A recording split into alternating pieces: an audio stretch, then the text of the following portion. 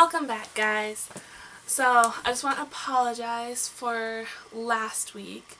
My sister was moving out, and so I was helping her, so it got kind of chaotic during the end of the week. So that's why I didn't post on Wednesday, Thursday, or Friday.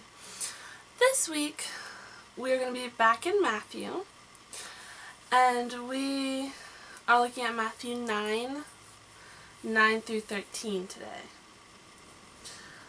So, just to give you a little bit of background, this specific section that we're looking at is Matthew talking about his own story and how he became a disciple of Jesus.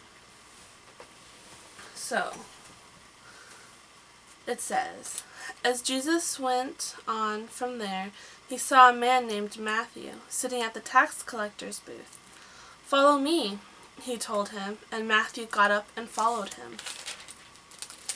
While Jesus was having dinner at Matthew's house, many tax collectors and sinners came and ate with him and his disciples.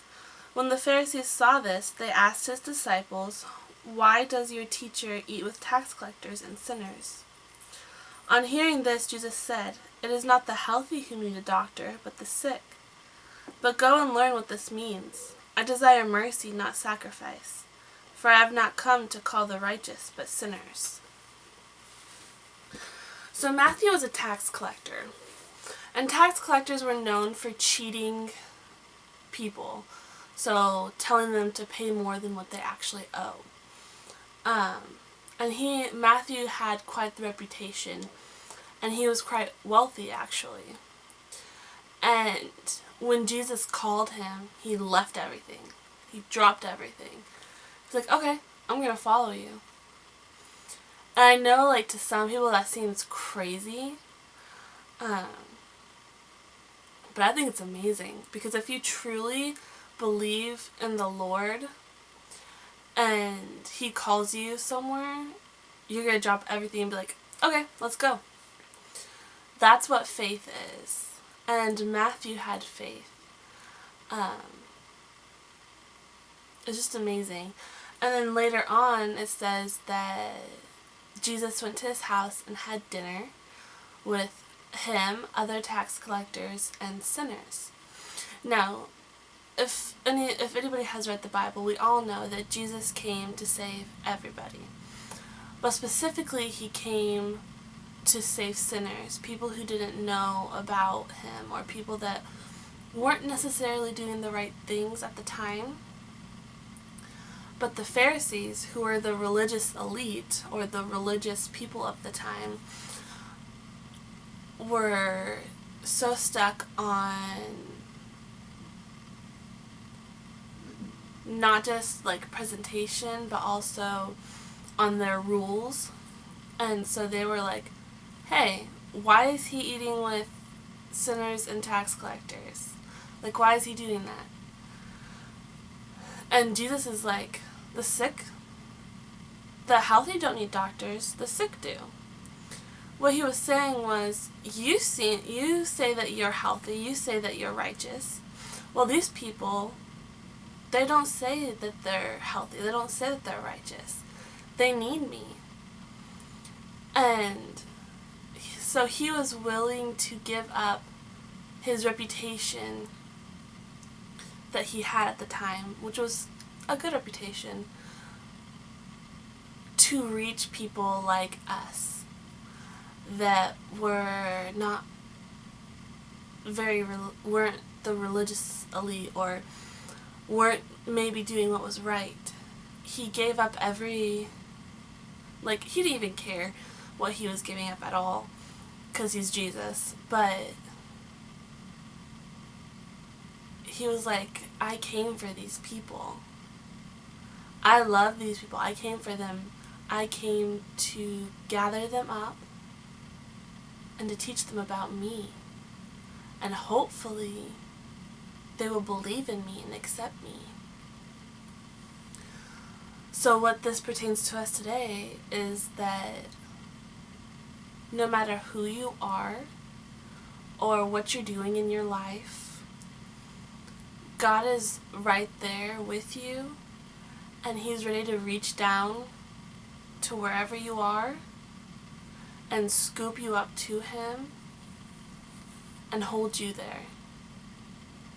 And He says, I love you, and I want you to realize I have a better plan for you than what you are seeing or what you are doing right now.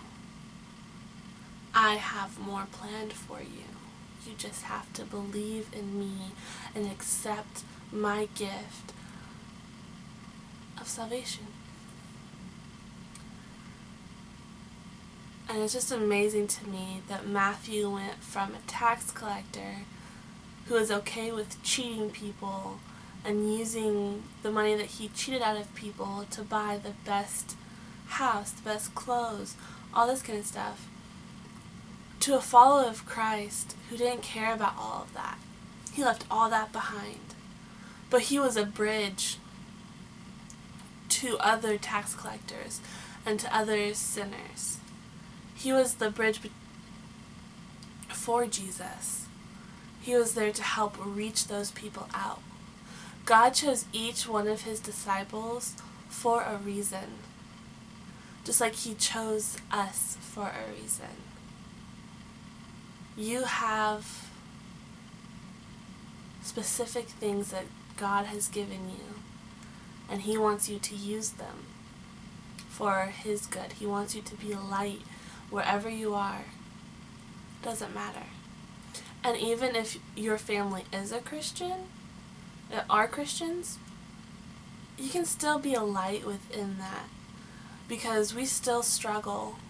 We're still human, and we know this life is not going to be easy. So you can be a light to your parents or your siblings or your aunts and uncles. And then of course you can be a light outside of that. Right now it's a little more difficult than it used to be, just because of everything that's going on. But you can still be a light. You can be a light on social media. You can be a light when you're hanging out with friends. You can be a light anywhere you are. Just remember, God seeked out Matthew. He seeked him out and said, hey, you're going to come follow me. That's what He's doing to you. He's saying, hey you, you're going to come follow me. Hey you, come on, let's go. Drop everything. Now He may not tell you to drop everything, but He's saying, come follow me. And He's seeking you out. And He's going to pursue you until you realize that He's there and that you need Him. And that He can use you in more ways than you ever thought possible. He has infinite plans for you. But you have to believe in Him and trust in Him and know that He loves you and that He wants what is best for you. So, let's be like Matthew and be a bridge to people around us. Be a light to people around us for the Lord. And not worry about what others think of us, or how much money we have, or how much money we don't have. Just be a light for the Lord. I love you guys, and I'll see you tomorrow.